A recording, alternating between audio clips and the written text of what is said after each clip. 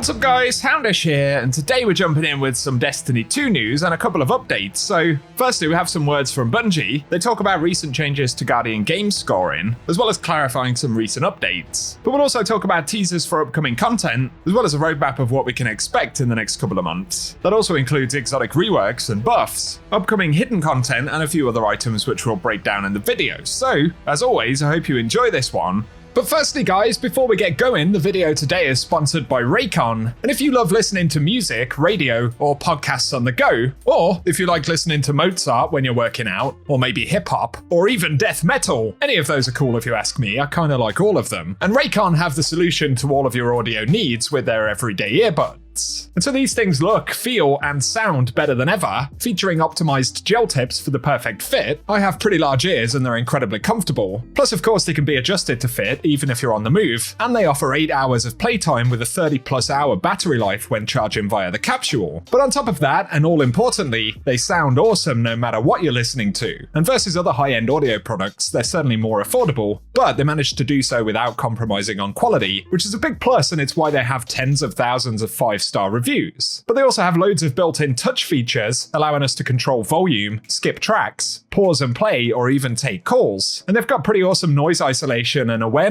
modes, which can be activated by holding the right earbud for 3 seconds. And this is really useful if I'm out and about and need to hear the world around me. And so they're absolutely packed with features, as well as having very good audio quality. And right now, you can get a pretty juicy 15% off your order by clicking the link in the description box or heading to buyraycon.com/xhoundishx. And as well as the 15% discount, you can get free shipping when using my link. So if you're after a new audio solution, I totally recommend Raycon's everyday earbuds. The details for that are down below, and thanks a bunch to Raycon for sponsoring the video today.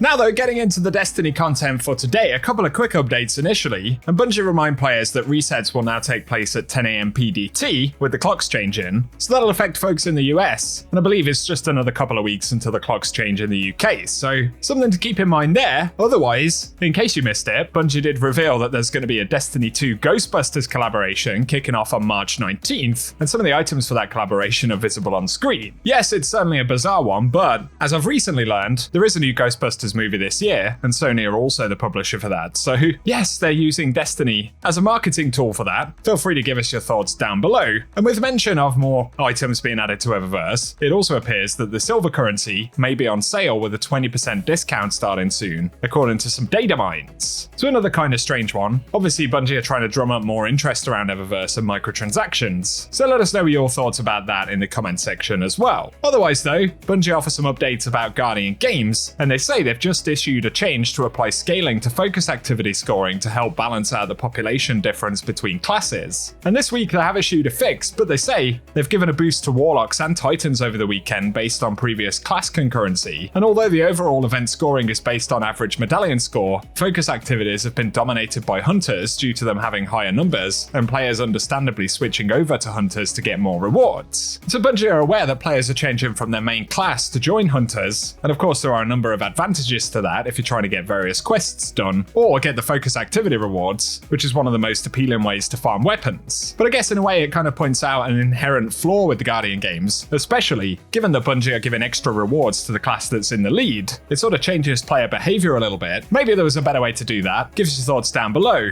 But they've also said they've made a correction to the technical category scores in Guardian games, and that's the Guardian Games Cup. So for any folks participating in that, there are extra details in the news article. So that's linked below. But following trials at the weekend, the D2 team said, to clarify some confusion with the passage of persistence, if you lose at 0 wins, your card will become flawed and will not remove wins on losses or reward the adept at 7 wins. So to fix this, if you lose while at 0 wins, essentially, you need to reset the passage to remove the flawed status, and then it'll be possible to exploit the kind of benefits of the card to at least unlock things like adept weapons. So that's certainly something worth understanding about how these cards operate. Something else which may be of interest to players here, but Destiny Bulletin shared that Discord is adding a Bungie profile connection, and I believe currently this is in an early version at the moment, but for folks who use Discord a lot on PC, it does mean there'll be more connectivity between the two platforms, which of course can be most beneficial when you're playing with people you don't know, so that could be a useful change coming down the road shortly as well. Here though, let's talk about some future updates to the game, and some of the key beats that we can expect to see in the next couple of months. And given some of the information about potential rewards returning and things like that we've seen recently, it's interesting to point out that Bungie on the subject of Into the Light, said they still have a number of small but exciting changes shipping in that content drop, which will touch content that many players haven't thought about in several years. Those were Bungie's words in relation to that update, but it's interesting as it's a further indication that the returning Season of Dawn and Season of the Forge armor sets that have been in the Eververse inventory, as well as the recently added things like the Recluse and Hammerhead ornaments, may indeed be there because there's some kind of content reprisal that's going to take place around some of those items. There's been a similar discussion about the possibility of Whisper of the Worm and the Whisper mission, given that Bungie have added a new cosmetic ornament for that which will cost silver. So potentially that ties in pretty well with what Bungie say about touching content that many players haven't thought about in a long time. But some other updates that we are going to see between now and the final shape, and some of these are sandbox things. A while ago they revealed that they are going to have some buffs to exotics and weapon types. And further in the future, they referred to heavy grenade launchers getting a substantial inventory buff. We actually got that with the March update last week. But other things they're planning on doing include buffs to Truth, as well as Colony and Dead Man's Tail, and a handful of other exotic weapons. So these are all things that are likely to happen between Into the Light and the final shape itself. One of the other significant components though is a buff to Necrochasm, and they say this will extend the duration of the poison damage over time effect that it applies from the Cursed Thrall explosion. But additionally, Necrochasm will get a new catalyst, which is called One for Thrall, and that grants a moderate period of increased damage, range, and aim assist after you damage 3 enemies in quick succession, and damaging 3 more enemies while the perk is active will refresh the timer. So that's a fairly substantial kind of change and a bit of a rework really for the weapon. So it's something else that we have to look forward to right there. And the assumption is also that we're going to get the character customization option added to the game during Into the Light as well. And we'll basically be able to go back in and edit our characters in the same way that we could when we actually generated them in the first place. And they've said that this will go live in an update before the release of the final shape, and we'll be able to modify the appearance of the Guardian any time without cost or limit. They do say though that players should take into consideration that while you can change the body type, face, the hair, head, and markings, it won't be possible to change from one origin to another, going from human to exo for example. So something to keep in mind there, but that update is not that far out now, with Into the Light probably dropping in around a month. So there are all of those items, and then we will get the PvP map pack that Bungie have been speaking about for a while. This is going to drop in May, so probably a few weeks after Into the Light. And during this time, Bungie will be making a bunch of reveals for the expansion itself, showing off new gameplay, potentially a showcase for it once again. And that's something that's been sort of indicated via data mines and leaks recently. So